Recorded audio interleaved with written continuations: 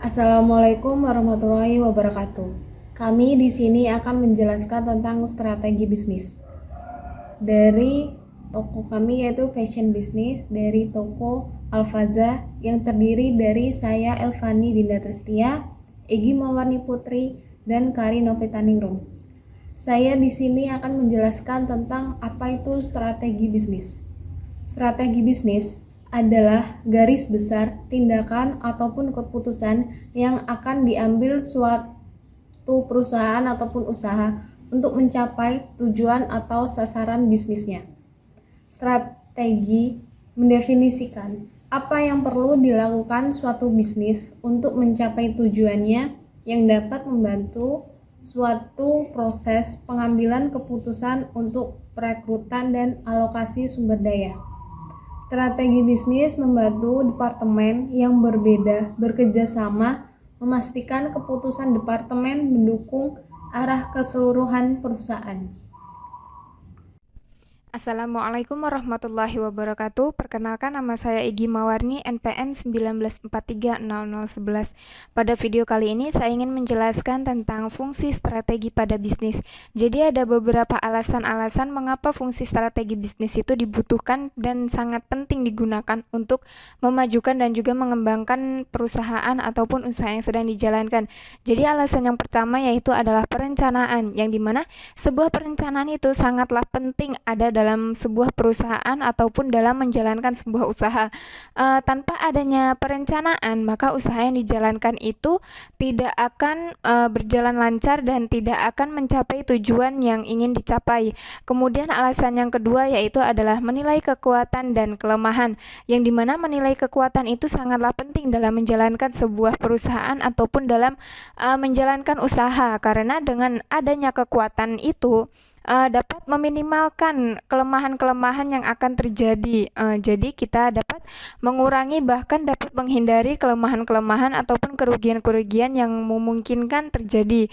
Kemudian alasannya selanjutnya yaitu adalah efisiensi, yang dimana strategi efisiensi itu sangat diperlukan dalam sebuah perusahaan agar usaha yang dijalankan itu dapat berjalan dengan mudah, lancar. Kemudian yang selanjutnya yaitu adalah alasan adanya kontrol, yang dimana kontrol itu sangat dibutuhkan, sangat diperlukan dalam sebuah perusahaan, dalam sebuah menjalankan sebuah perusahaan, yang dimana tanpa adanya kontrol, tanpa adanya pengamatan, maka perencanaan ataupun langkah-langkah ataupun tugas yang dijalankan oleh tim tidak akan berjalan dengan maksimal. Yang dimana kontrol itu dilakukan untuk mengontrol, untuk mengamati, untuk memeriksa apakah pekerjaan, apakah tugas, apakah yang dilakukan itu sudah sesuai dengan tujuan yang akan dicapai.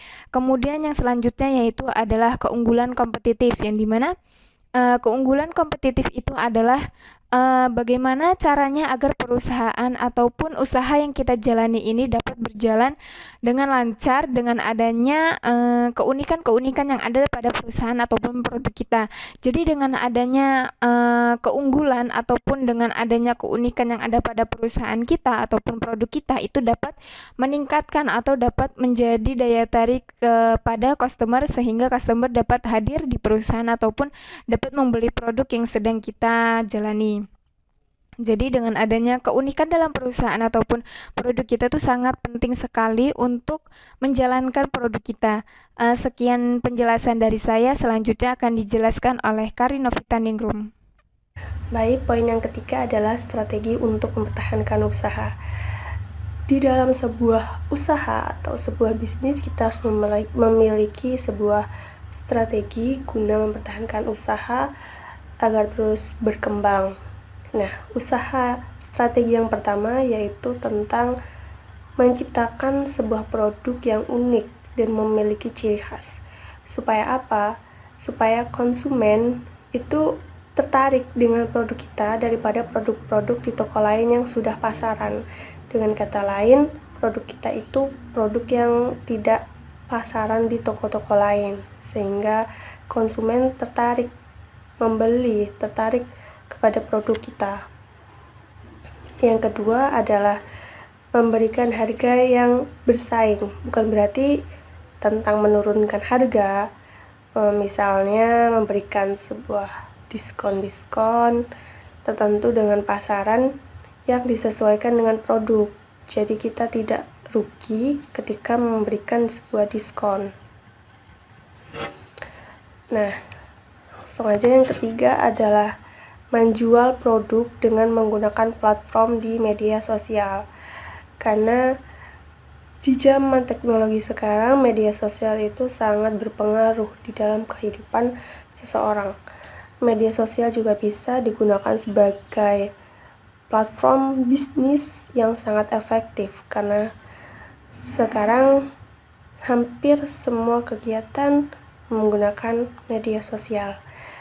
Lalu strategi yang paling utama dalam pemasaran ini atau bisa dibilang sebuah inovasi strategi, yaitu menggunakan platform marketplace online yang bisa kita gunakan untuk orang-orang yang malas untuk berjalan ke toko atau menuju ke toko, bisa menggunakan marketplace tersebut.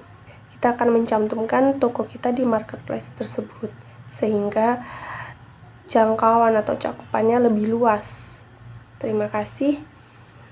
Sekian presentasi dari kelompok kami. Kami akhiri. Wassalamualaikum warahmatullahi wabarakatuh.